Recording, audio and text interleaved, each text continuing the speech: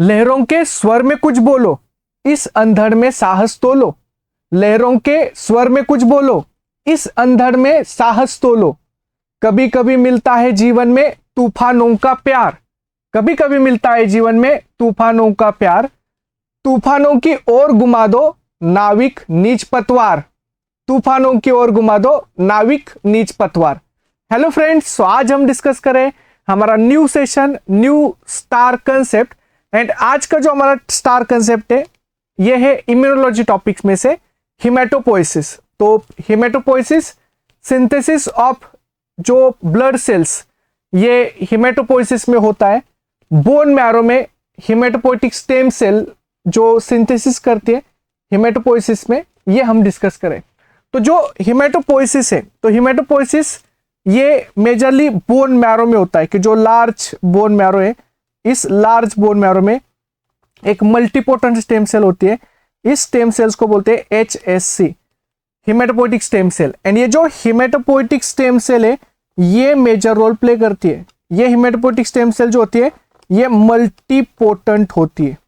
Multipotent मतलब वो एक से ज्यादा टाइप के सेल्स बना सकती है, बट लिमिटेड, मतलब वो माइलॉइड एंड लिम्फॉइड लिनेज के सेल्स बना सकती है, बट लिमिटेड जो सेल डिफरेंशिएटेड टाइप्स वो बना सकती है, इसलिए उसको मल्टीपोटेंट बोलते हैं। तो मल्टीपोटेंट मतलब formation of more than one type of cells but limited, इसे बोलते हैं मल्टीपोटेंसी। एंड ये हम हिमेटोपोइटिक स्टेम सेल में देख रहे हैं। तो hematopoietic stem cell bone marrow में होता है, बहुत लो कॉन्सेंट्रेशन में होता है, very diluted, very less concentration में होता है। तो one hematopoietic stem cell in around 15,000 stromal cells, ये हिमेटोपोइटिक सेल्स का काउंट कि जो वेरी लेस होता है बोन मैरो में, बट वो हिमेटोपोइसिस में मेजर रोल प्ले करती है। हिमेटोपोइटिक स्टेम सेल एक तो खुद मल्टीपोटेंट स्टेम सेल है, तो वो सेल्फ रिन्यूइंग भी करती है, क्योंकि वो स्टेम सेल्स की प्रॉपर्टी है सेल्फ रिन्यू करना, खुद को मेंटेन करना, खुद का बैलेंस मेंटेन करना। इसलिए असिमेट्रिक सेल डिवीजन में हिमेटोपोइटिक स्टेम सेल एक हिमेटोपोइटिक स्टेम सेल भी बनाती है एंड बाकी दो टाइप के प्रोजेनेटर सेल बनाती है। ये जो प्रोजेनेटर है ये myeloid and lymphoid progenitor cells है। अभी यहाँ पे जो myeloid and lymphoid progenitor cells formation के लिए यहाँ पे हम बोलते हैं कि यहाँ पे रिक्वायर्ड होता है, जैसे स्टेम सेल फैक्टर रिक्वायर्ड होता है, इंटरलुकिन 3 रिक्वायर्ड होता है, इंटरलुकिन 6 जो रिक्वायर्ड होता है। तो ये कॉमन फैक्टर्स है, जैसे stem cell factor, interleukin 3, interleukin 6। And जो माइलॉइड प्रोजेनेटर है ये बनने के लिए रिक्वायर्ड होता है गाटा-2। एंड जो लिम्फॉइड प्रोजेनेटर है इसको बनने के लिए लगता है इकैरोट्स एंड गाटा-2। तो अगर गाटा-2 का ट्रांसक्रिप्शन फैक्टर मिलता है तो माइलॉइड प्रोजेनेटर सेल बनते हैं। अगर इकैरोज एंड गाटा-2 मिलता है तो वहां पे लिम्फॉइड प्रोजेनेटर सेल्स का फॉर्मेशन होता है। उसके साथ साथ stem cell factor, interleukin 3, interleukin 6 and EFLT3 ligand भी रिक्वायर्ड होता है।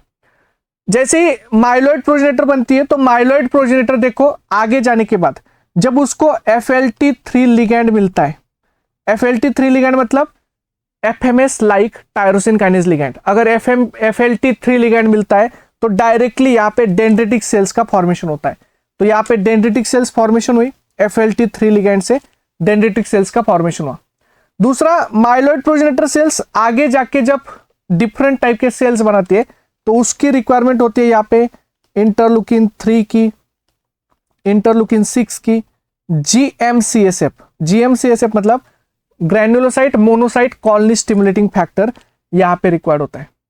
ये जो GM-CSF है ये यहाँ पे मेजर रोल प्ले करता है कि जो ग्रैन्युलोसाइट मोनोसाइट कॉलोनी स्टिमुलेटिंग फैक्टर, कि यहाँ पे ग्रैन्युलोसाइट मोनोसाइट प्रोजेनेटर सेल बनती है।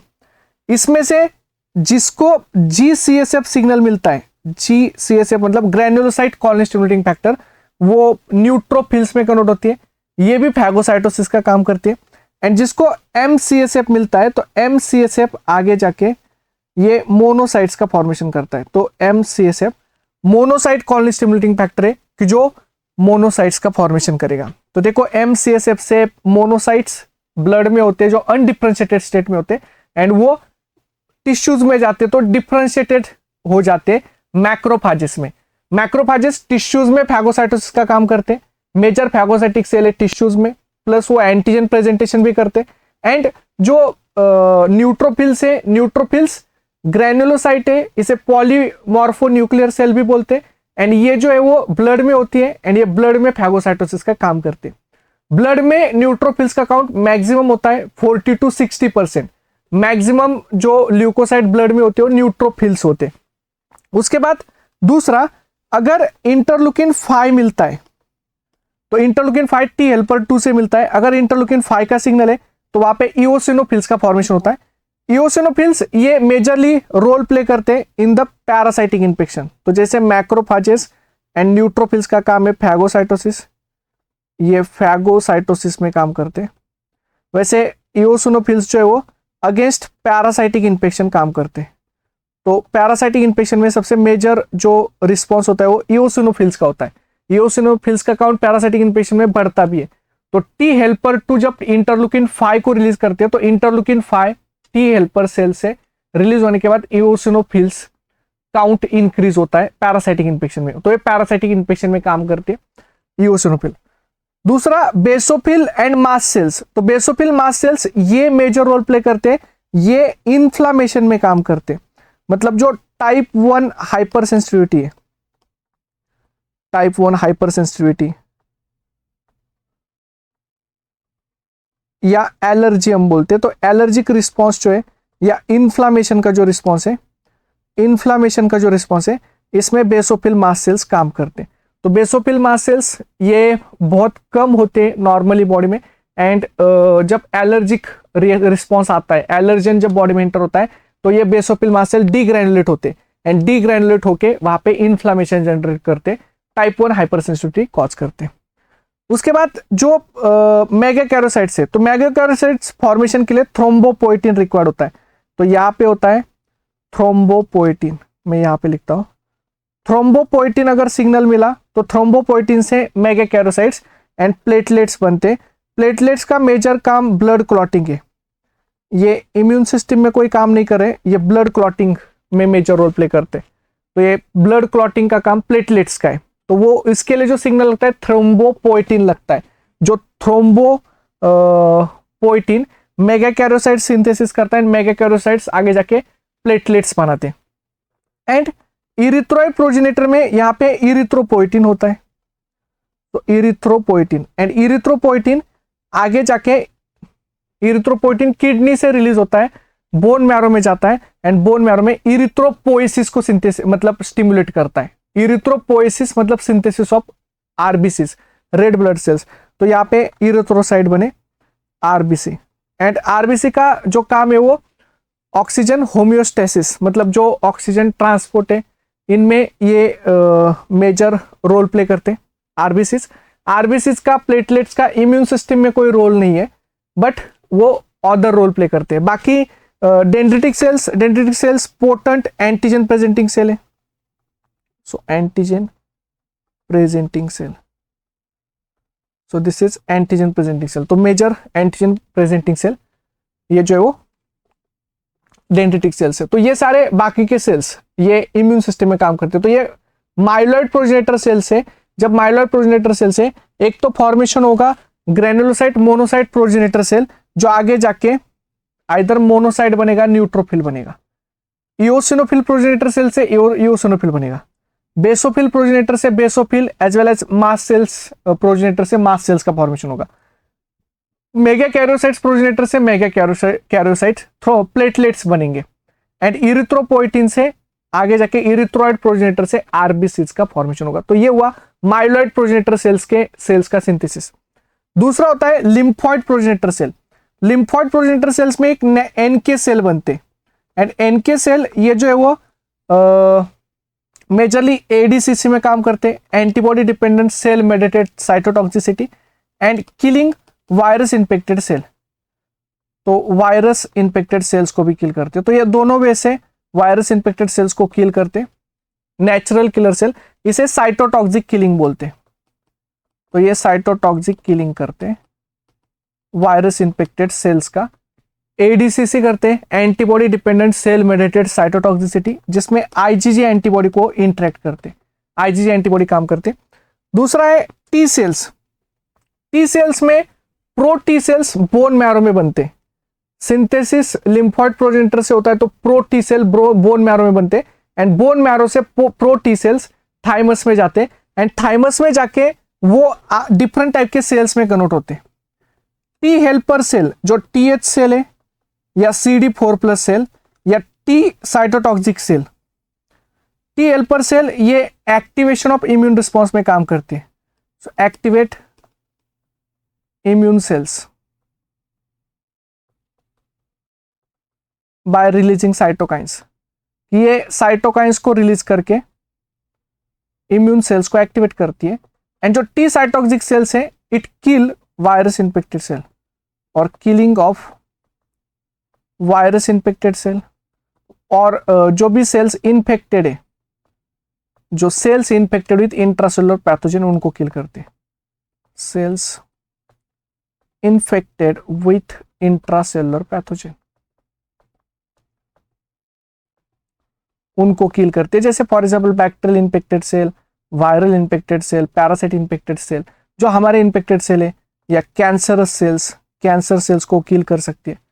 अगर कैंसर सेल उसके पकड़ में आए तो उनको भी किल कर सकती है। तो यह है टी साइटोटॉक्सिक सेल्स का रोल। इसके साथ टी रेगुलेटरी सेल होते हैं जो रेगुलेशन ऑफ इम्यून रिस्पॉन्स में भी काम करते हैं। तो टी रेगुलेटरी सेल एक और टाइप की सेल है जो रेगुलेशन में काम करती है।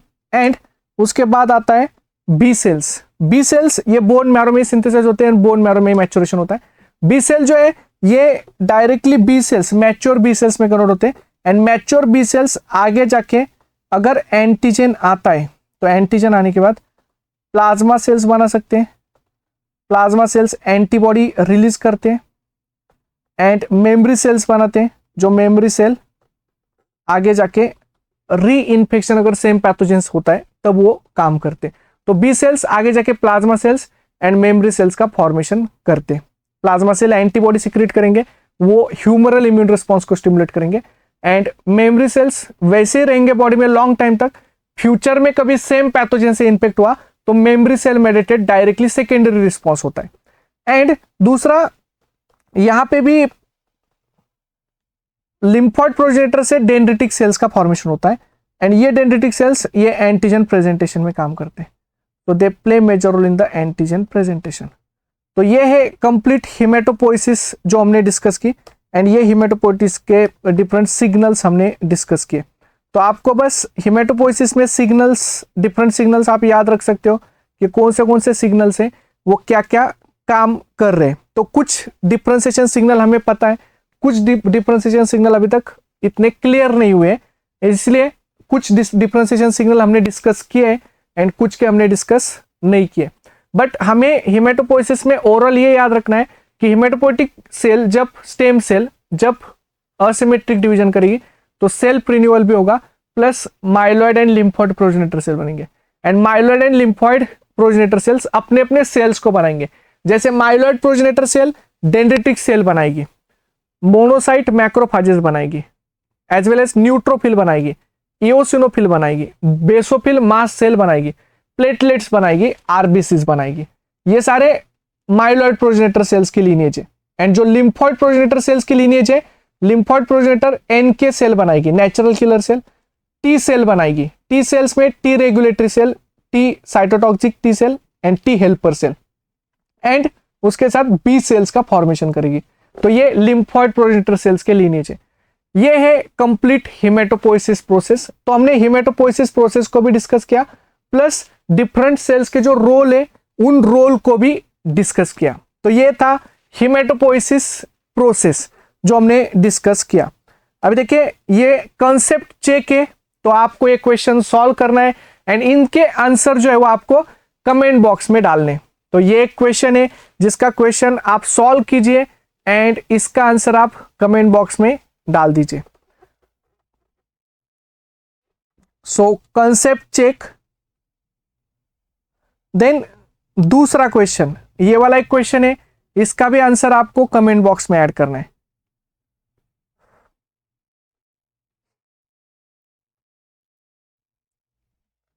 एंड ये तीसरा क्वेश्चन, इस तीसरे क्वेश्चन का भी आंसर आपको कमेंट बॉक्स में डालना है। तो ये डिफरेंट टाइप्स के क्वेश्चंस है कि जो हिमेटोपोइसिस के ऊपर पूछे गए हैं।